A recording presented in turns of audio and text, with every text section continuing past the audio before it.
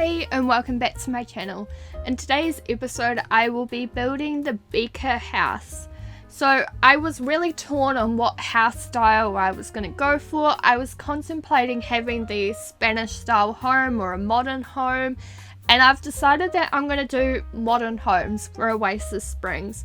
So I've decided that because in Windenburg I'm going to be placing the Monty family.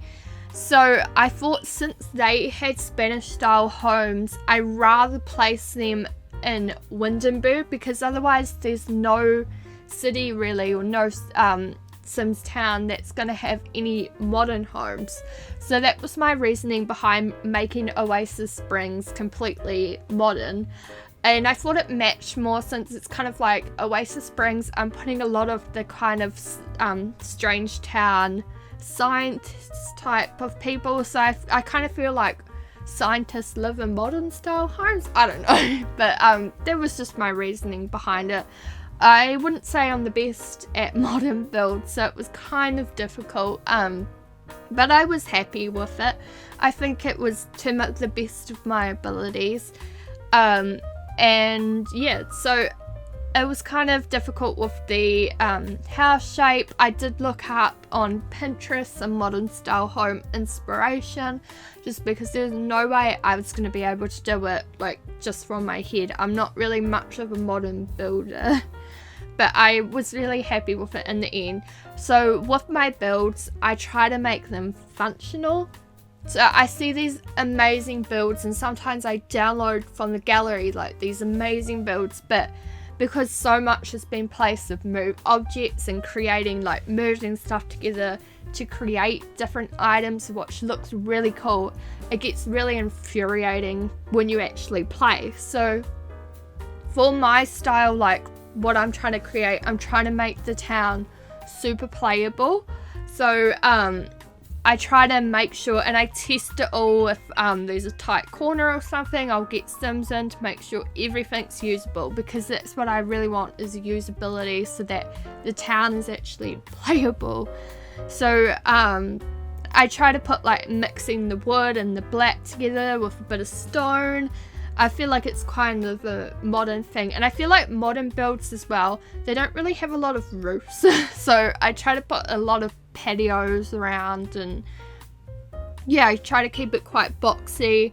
I'm kind of, since in my game, I'm kind of seeing Strangeville and Oasis Springs, yeah, as the sort of the same town.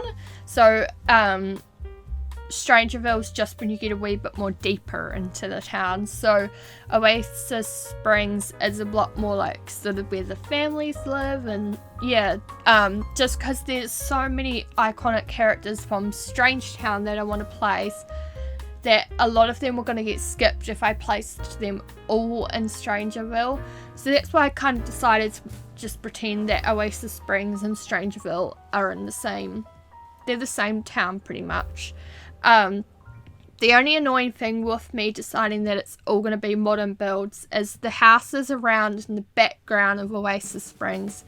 They have that Spanish style home look, so if you could just ignore them pretty much.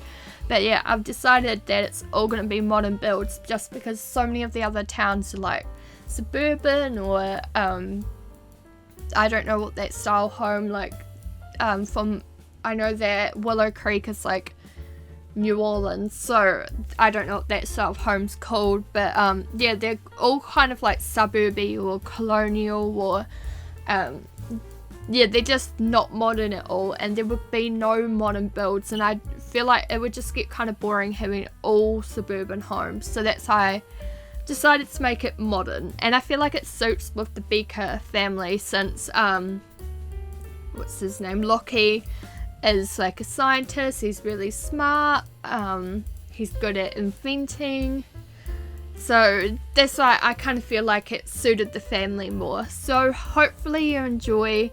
Please subscribe if you do, and I will see you next time for the interior design. Thank you, bye.